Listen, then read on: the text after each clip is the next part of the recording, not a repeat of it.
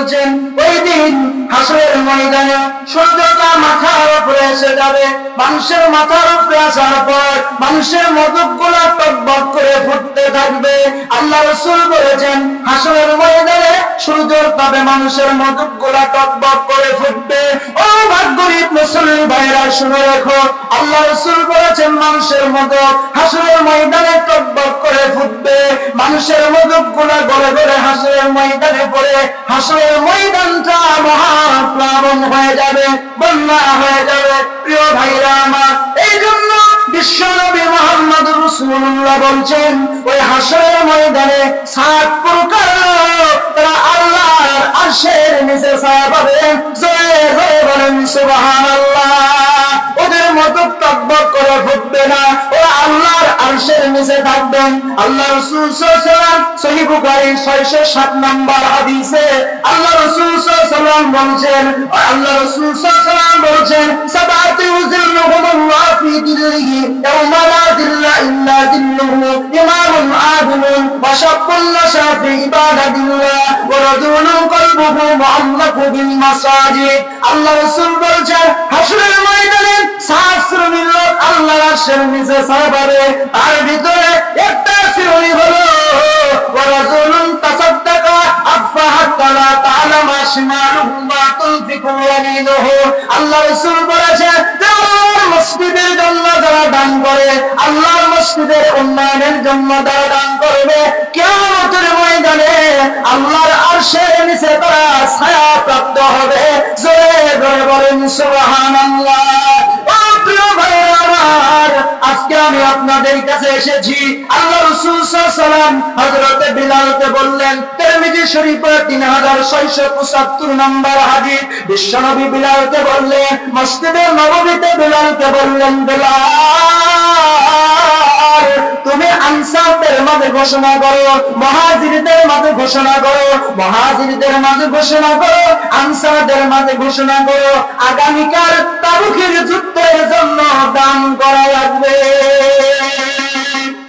হযরত বিলাল বললেন, আমি মসজিদে নববীতে রাসূলের কথা মতো মসজিদে নববীতে এলাও করলাম, মসজিদে নববীতে আমি বিলাল ঘোষণা করলাম। আমি বিলাল ডাক দিয়ে বললাম, আনসার সাহাবারা, ও মুজাহিদ ও আনসার সাহাবারা, ও মুহাজির সাহাবারা শোনো, বিশ্বনবী বলেছেন, আল্লাহ রাসূল বলেছেন তোমাদেরকে তাবুকের ময়দানের জন্য দান করা লাগবে, তাবুকের যুদ্ধের জন্য দান করা লাগবে।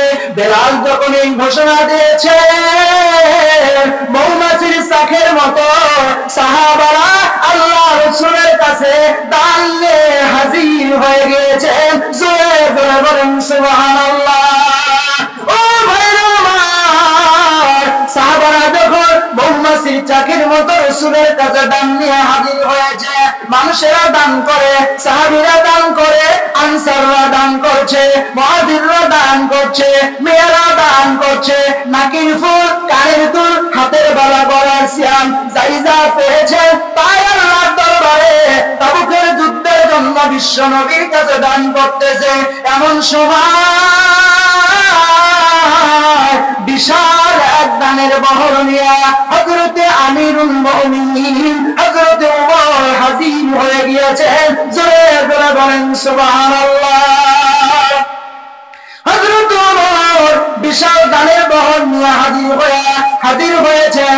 আল্লাহ রাসূল জিজ্ঞাসা করলেন, মা আফাইতা আহলিকা, ওমর রে, এত বিশাল দান নিয়ে যে তুমি আসছো, ওমর তুমি তোমার পরিবারের জন্য কি রেখে আসছো? হযরত ওমর বলে, ইয়া রাসূলুল্লাহ, ইয়া হাবিবাল্লাহ, আমি আমার পুরো সম্পদকে একত্রিত করলাম, আমার পুরো টাকা পয়সা একত্রিত করলাম, পুরো ব্যবসাকে একত্রিত করলাম। মিসলাহু সহিহ মিসলাহু তিরমিজির 3675 নম্বর হাদিস। ওমর বলেন, পুরো সম্পদ একত্রিত হওয়ার পর এই সম্পদকে আমি অর্ধেক করলাম, ভাগ করলাম, 2 ভাগ এমন ভাবে ভাগ করলাম কোনটার মধ্যে সামান্য পরিমাণ বেশি নাই। আল্লাহ রাসূলকে বলে, ইয়া রাসূলুল্লাহ, অর্ধেক সম্পদ আমি তাবুকের যুদ্ধে দান করেছি, আর অর্ধেক সম্পদ আমি আমার পরিবারের জন্য রেখে এসেছি। জোরে বলেন সুবহানাল্লাহ। হযরত ওমর বলেন, আমি কোনদিন আবু বকর চেয়ে বেশি দান করতে পারি নাই। এই জন্য আজকে আমি মনে মনে নিয়ত করলাম, আজকে আবু বকরের চেয়ে আমি বেশি দান দিতে পারবো। এমন সময় হযরত ওমর বলেন, ওয়া আতা আবু বকর ফি কুল্লি মা ইনদাহু। ইন দি মিন টাইম দেখি আবু বকর ছোট্ট একটা মাথায় পতলা করে নিয়ে মসজিদের নববীতে কাঁদতে কাঁদতে আসতেছে। আল্লাহ রাসূল বলেন, আবু বকর কাঁদো কেন? কান্নার কারণ কি? ও শ্বশুর আবু বকর, ও আমার প্রিয় সাহাবী, ও আমার বন্ধু, তোমার চোখে কেন পানি? তুমি কেন কান্দো? আবু বকর বলে, ইয়া রাসূলুল্লাহ, ওসমান দান করেছে এতগুলা, আলী দান করেছে এতগুলা, হযরত ওমর দান করেছে পুরো সম্পত্তির অর্ধেক সম্পদ দান করেছে, আমি আবু বকর সামান্য দান নিয়ে এসেছি, এই জন্য আমি কাঁদতেছি। আল্লাহ রাসূল বলছেন, মা আত্তাইতা লিআহলিকা, ও আবু বকর, তুমি কি সম্পদ নিয়ে এসেছো? তুমি তোমার পরিবারের জন্য কি রেখে এসেছো? হযরত আবু বকর বলে, ইয়া রাসূলুল্লাহ, ইয়া হাবিবাল্লাহ, কুলতু ওয়াল্লাহি লা আদবিকুহু ইলা শাইইন আবাদা। জোরে বলেন আল্লাহু আকবার। আবু বকর বলে, ইয়া রাসূলুল্লাহ, আব্বাইতু লাহুমুল্লাহ ওয়া রাসূলুহু, আব্বাইতু লাহুমুল্লাহ ওয়া রাসূলুহু। আমি আবু বকরের ঘরে এক ফোঁটা পানিও নাই, একটা খাবারও নাই, যা আমার ছিল পরিবারের মধ্যে সবটুকু নিয়ে তাবুকের যুদ্ধে দান করেছি। আমার ঘরে আল্লাহ এবং তার রাসূল ছাড়া কিছু নাই। সাথে সাথে ওমর বললেন, কুলতু ওয়াল্লাহি লা আদবিকুহু ইলা শাইইন আবাদা। আবু বকর জেনে রেখো, তোমার চেয়ে বেশি দান আমি কোনোদিন করতে পারবো না। ও ভাইরা, এই জন্য আমি আজকে আপনাদের কাছে আপনাদের পুরো সম্পদ নিতে আসি নাই, আপনাদের কাছে অর্ধেক সম্পদ নিতে আসি নাই, আপনাদের কাছে লক্ষ লক্ষ টাকা নেওয়ার জন্য আসি নাই। আজকে আমি আপনাদের কাছে মধু বিক্রয় করার জন্য আসি নাই, সরিষার তেল বিক্রয় করার জন্য আসি নাই, আপনাদের কাছে চকলেট বিক্রয় করার জন্য আসি নাই। আজকে আমি আব্দুল ওয়াহিদ আনসারী এসেছি আপনাদেরকে সুবর্ণ একটা অফার দেওয়ার জন্য, সুবর্ণ একটা সুযোগ দেওয়ার জন্য। কি অফার নিয়ে এসেছি, কি সুযোগ নিয়ে এসেছি?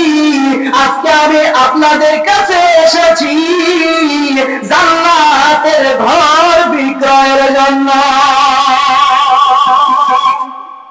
জান্নাতের ঘর কারা কারা কিনবেন? তো হাত তোলার দেখান। কার কার জান্নাতের ঘর লাগবে ভাই হাত তোলেন। হাত না তুললে কিন্তু জান্নাতের ঘর পাবেন না, পাবেন না।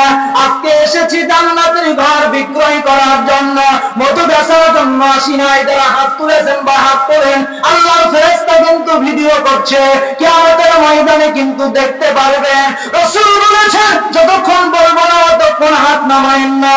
আল্লাহ রাসূল সাল্লাল্লাহু আলাইহি সাল্লাম বলেছেন, তোমার ঘরের সামনে যদি একজন ব্যক্তি একটা বাড়ি বিক্রয় করে হাত নামান, সকলে কি সেই বাড়িটা কেনার জন্য প্রস্তুত থাকবেন?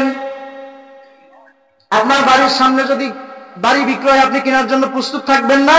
গরু বেচা হলেও আপনি ওই বাড়িটা কিনতে চাইবেন, কথা বলেন ঠিক কিনা? ও ভাই, ওই বাড়ি কিন্তু আপনার আসল বাড়ি না, আপনার আসল বাড়ি হলো জান্নাতের বাড়ি, কথা বলেন ঠিক কিনা? এই জান্নাতের বাড়ি কারা কারা কিনতে চান? আল্লাহ রাসূল বলেছেন, আমাকে কিন্তু পাঠিয়ে দেওয়া হয়েছে, হে আব্দুল আজিজ, যাও আজকে ভাগ করিবে, জান্নাতের ঘর বিক্রয় করো। দেখো জান্নাতের ঘর কারা কিনতে চায়। রাসূল বলেছেন, ইবনে মাজাহ 737 নম্বর হাদিস, আন আলী ইবনে আবি তালিব রাদিয়াল্লাহু তাআলা আনহু قال قال رسول الله صلى الله عليه وسلم من بنى لله مسجدا بنى الله له بيتا في الجنة। সুবহানাল্লাহ। রাসূল বলেছেন, আল্লাহ